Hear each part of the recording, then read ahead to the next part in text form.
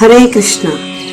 అంతర్జాతీయ కృష్ణ చైతన్య సంఘ సంస్థాపకాచార్యులు పరమ పూజ్య శ్రీమద్ ఏసీ భక్తి వేదాంత స్వామి శ్రీల ప్రభుపాదుల వారి యొక్క దివ్య అనుగ్రహంతో మరియు మా గురుదేవుల వారైన పూజ్యశ్రీ త్రిదండి జయపతాక స్వామి గురు మహారాజుల వారి యొక్క దివ్య ఆశీస్సులతో భక్త ప్రహ్లాద సంచార పాఠశాల వారి ఆధ్వర్యంలో అందిస్తున్న ఎంతో పరమ పవిత్రమైన ఏకాదశి మహిమలు, దయచేసి ఈ సేవని అందరూ వినియోగించుకుంటారని ఆశిస్తూ హరే కృష్ణ.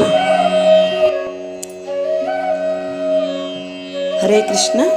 పార్శ్వ ఏకాదశి.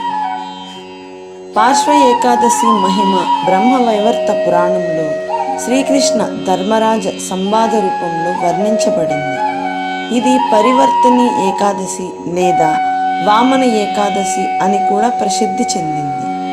భాద్రపద శుక్లపక్షంలో వచ్చే ఏకాదశి పేరేమిటి, దానిని ఏ విధంగా పాటించాలి, దానిని పాటించడం వలన కలిగే లాభం ఏమిటని ధర్మరాజు ఒకసారి శ్రీకృష్ణుని అడిగాడు. దానికి ప్రత్యుత్తరం ఇస్తూ శ్రీకృష్ణుడు అతనితో, రాజా, భాద్రపద శుక్లపక్షంలో వచ్చే ఏకాదశి పేరు పార్శ్వ ఏకాదశి. ఇది అత్యంత శుభకరమైనది. ఇది మనిషికి మోక్షాన్ని ప్రసాదించి సమస్త పాపాలను పరిహరిస్తుంది. ఈ ఏకాదశి మహిమను విన్నంత మాత్రము చేతనే మనిషి యొక్క అన్ని పాపాలు నశిస్తాయి. ఈ ఏకాదశి పాలనము వలన కలిగే పుణ్యం వాజిపాయ యజ్ఞ ఫలంతో కూడా లభించదు. దీనికి జయంతి ఏకాదశి అని కూడా పేరు ఉన్నది. ఈ ఏకాదశి రోజు శ్రీ వామనదేవుని భక్తితో అర్చించేవాడు ముల్లోక వాసులచే అర్చింపబడతాడు. పద్మాక్షుడగు విష్ణువును ఈరోజు ఆరాధించువాడు నిస్సందేహముగా భగవద్ధామానికి వెళతాడు. శయనించి ఉన్న భగవానుడు ఈ ఏకాదశి రోజునే ఎడమవైపు నుండి కుడివైపు తిరుగుతాడు. అందుకే పార్శ్వ అంటే పరివర్తని ఏకాదశి అని కూడా పేరు వచ్చింది అని అన్నాడు. ఇది వినిన ధర్మరాజు అప్పుడు శ్రీకృష్ణునితో, ఓ జనార్దన, నీవు చెప్పిన దానిని వినినప్పటికీ నాకు కొన్ని సందేహాలు కలుగుతున్నాయి. ఓ దేవదేవ, నీవు ఎలా శయనిస్తావు, ఏ విధంగా ప్రక్కకు ఒత్తిగిల్లుతావు, చాతుర్మాస వ్రతాన్ని ఆచరించే విధానం ఏమిటి, నీవు శయనించినప్పుడు జనులు చేయవలసినదేమిటి, నీవు బలిచక్రవర్తిని ఎందుకు త్రాళ్లతో బంధించావు, వీటన్నింటికీ సమాధానము చెప్పి నాకు సందేహ నివృత్తిని చేయవలసినది అని అన్నాడు. దానికి బదులుగా శ్రీకృష్ణుడు అతనితో, ఓ రాజకేశరి, త్రేతాయుగంలో బలి అనే నా భక్తుడు ఒకడు ఉండేవాడు. రాక్షస కులంలో జన్మించినప్పటికీ అతడు నిత్యము నన్ను పూజిస్తూ స్తుతించేవాడు. అతడు బ్రాహ్మణులను కూడా అర్చించేవాడు, యజ్ఞమును వనరించేవాడు. ఈ ప్రకారంగా అతడు త్వరలోనే ప్రభావపూర్ణుడై ఇంద్రునే పరాజితుని చేశాడు. స్వర్గరాజ్యాన్ని హస్తగతం చేసుకున్నాడు. అప్పుడు ఇంద్రునితో పాటు దేవతలందరూ, ఋషులందరూ నన్ను ఆశ్రయించారు. వారి ప్రార్థనలు నేను వామన రూపంలో అవతరించి బలిమహారాజు యొక్క యజ్ఞ ప్రాంగణానికి బ్రహ్మచారి రూపంలో వెళ్ళాను. నేను బలిని 3 అడుగుల నేలను దానం అడిగాను.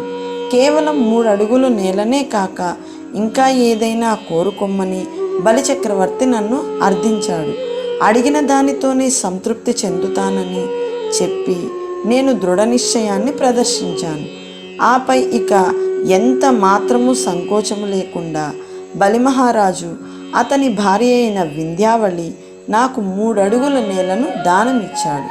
అప్పుడు నేను వామన రూపంలోనే క్రమంగా శరీరాన్ని పెంచి 1 అడుగుతో 7 అధోలోకాలను ఆక్రమించాను. 2వ అడుగుతో గ్రహమండలముతో పాటు సమస్త ఆకాశాన్ని ఆక్రమించాను. 3వ అడుగుకు స్థానమును చూపమని అడుగగా బలి తన శిరాన్ని స్థానంగా సూచించాడు. ఈ విధంగా వామనదేవుడు తన పాదాన్ని బలిచక్రవర్తి శిరముపై ఉంచాడు. ఆ చక్రవర్తి వినమ్రతకు మెచ్చిన నేను అతనితోనే శాశ్వతంగా ఉండేదనని ఆశీర్వదించాను. ఈ ఏకాదశి రోజునే అంటే భాద్రపద శుక్లపక్ష ఏకాదశి రోజుని శ్రీ వామనదేవుని శ్రీ విగ్రహము బలిమహారాజు గృహములో ప్రతిష్ఠించబడింది. నా వేరొక రూపము అనంతశేష తల్పముపై క్షీరసాగరంలో ప్రతిష్ఠించబడింది. భగవానుడు శయన ఏకాదశి నుండి ఉత్థాన ఏకాదశి వరకు అంటే 4 నెలల పాటు విశేషమైన అర్చన చేయాలి. అంతేకాకుండా ఈ సమయంలో వచ్చే ప్రతి ఏకాదశిని యథావిధిగా పాటించాలి అని అన్నాడు. ఈ ఏకాదశి పాలన ద్వారా మనిషి శతస్వమేధ యజ్ఞఫలాన్ని పొందగలుగుతాడు. హరే కృష్ణ. హరే కృష్ణ. ఏకాదశి వ్రత మహిమతో పాటు ఇప్పుడు నేను చెప్పబోయే 26 ఏకాదశుల యొక్క నామాలను దయచేసి మీరు స్మరించండి.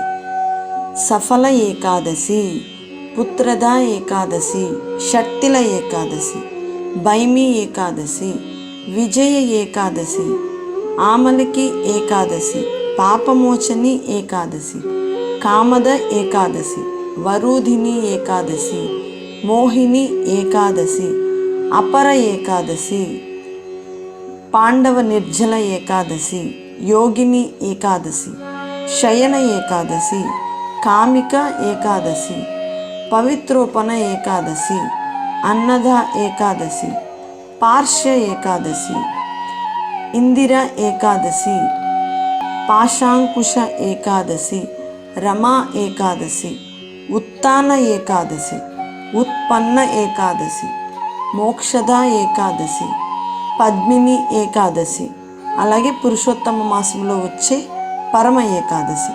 దయచేసి ప్రతి ఏకాదశి రోజున దాని మహత్యంతో పాటు ఈ 26 ఏకాదశుల యొక్క నామాలను స్మరించాలి. హరే కృష్ణ.